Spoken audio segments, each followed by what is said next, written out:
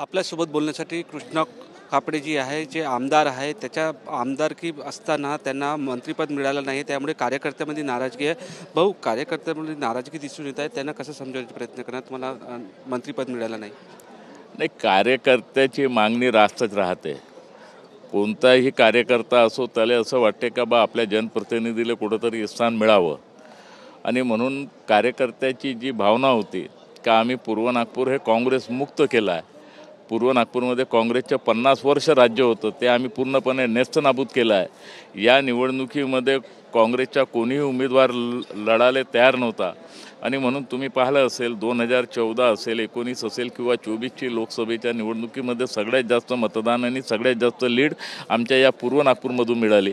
आणि या 2024च्या विधानसभेमध्ये महाराष्ट्रामध्ये 6वा नंबर आणि विदर्भामध्ये पहिला नंबर, इतक्या मोठ्या प्रमाणात मतदान आणि लीड मिळाली आहे. आणि म्हणून स्वाभाविक आहे का कार्यकर्त्याची भावना त्या ठिकाणी राहते. परंतु माननीय मुख्यमंत्री महोदयाला बी 3 पक्षाचं अलायन्स घेऊन चालायचं आहे, त्यांना बी सगळ्याला समावेश करून चालायचं आहे. आणि त्याच्यामुळे मुख्यमंत्री महोदयासमोर बी अनेक प्रकारची अडचणी राहतात. आज विदर्भामध्ये 11 जिल्हे आहेत, त्याच्या 4 जिल्हा किंवा 5 जिल्ह्याला न्याय मिळाला, बाकी जिल्ह्याला न्याय मिळाला नाही. आणि म्हणून प्रत्येक कार्यकर्त्याची भावना राहते का कुठंतरी आपल्या प्रतिनिधीला स्थान मिळावं.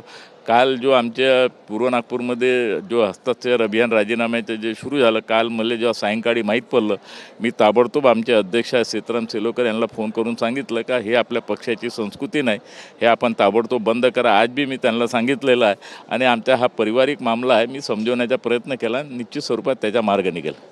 अनेक ज्येष्ठांना संधी दिली नाही मंत्रिपदामध्ये, सुधीर मुनगंटीवार असेल त्यांना संधी दिली नाही आहे, काय सांगाल? आता हा संपूर्ण अधिकार माननीय मुख्यमंत्री महोदयाचा आहे. मुख्यमंत्री महोदय पक्षाचं नेतृत्व जो त्याला संधी देते त्यांनी त्याचं स्वागतच केलं पाहिजे. जर 2.5 वर्षानंतर तुम्हाला मंत्रिपद मिळालं तर काय करणार? नाही, मी सांगितलं ना, हा अधिकार संपूर्णपणे मुख्यमंत्री महोदयाचा आहे. मुख्यमंत्री महोदय उद्या मला सांगतील का तू प्रभागाचा अध्यक्ष होतो, मी प्रभागाचा अध्यक्ष बी होईल, त्याच्यात काही वाद नाही आहे. परंतु हा सगळा अधिकार त्यांचा आहे, निश्चित सर्व येणाऱ्या काळामध्ये त्याचा फायदा होईल. तर ते कृष्णा कापडे यांना मंत्रिपद न मिळाल्याने अनेक कार्यकर्त्यांनी राजीनामे दिले आहे, परंतु त्यांना समजवण्याचा प्रयत्न करणार आणि मुख्यमंत्र्यांनी जे आदेश दिले ते पालन करणार असं त्यांनी म्हटलं आहे. कॅमेरामन हरीशसह मी निलेश दहाट, TV9 मराठी, नागपूर.